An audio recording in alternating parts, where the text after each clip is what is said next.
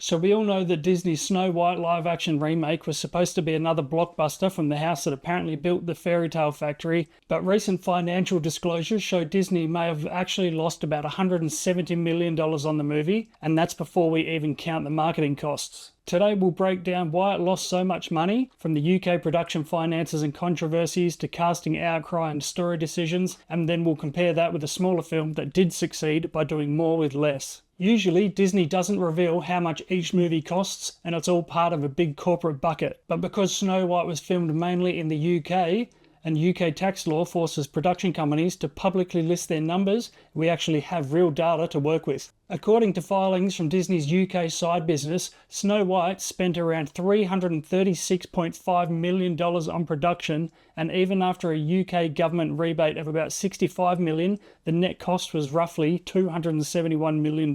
Worldwide box office was only about $205 million, and roughly half of that goes to theatre owners, so Disney studio revenue was closer to $103 million, meaning the studio lost close to $170 million before we even include marketing costs. And we all know by now that this movie didn't just lose money because it was expensive, but because it ran into controversy long before it was even released. The casting of Rachel Zegler as Snow White sparked a heated debate online, and both critics on the left and the right weighed in, and that didn't stop over time. And then there was the issue with the Seven Dwarfs themselves, when actor Peter Dinklage came out and criticised the project, with Disney eventually deciding to go with the monstrous CGI versions that made it to the screen, which stirred even more backlash. On top of that, the production faced setbacks, including a fire at Pinewood Studios, and went through countless rewrites and reshoots that inflated the costs. The movie also changed key plot points, such as framing Snow White as a more rebellious figure leading a resistance against the evil queen, which some audiences didn't connect with or didn't want to. Then there was Zegler and her social media that wasn't far from the promotional period,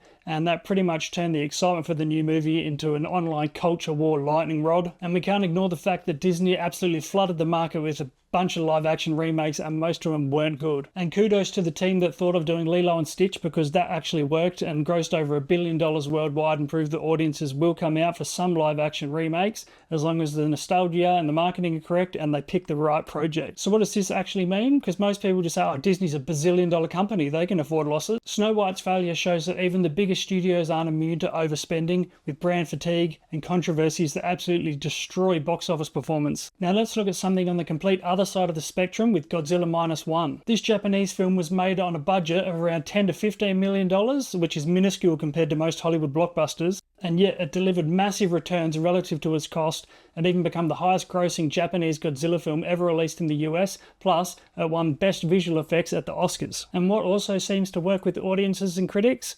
Well, that's when it actually gets praised for having good effects and good storytelling. So this proves that you can make an actual good-looking movie and an emotionally compelling story without hundreds of billions of dollars, showing that a careful investment and smart storytelling can actually pay off. Snow White's massive losses aren't just about poor box office numbers, they're a lesson in how controversy and cost overruns, even audience fatigue, can absolutely destroy a film. Meanwhile, films like Godzilla Minus One remind us that great cinema can still thrive outside of the mega-budget blockbuster model that's being pumped out of the US at the moment. Be sure to hit like and subscribe, and let me know if you think Disney will actually change anything in the future with big losses like this.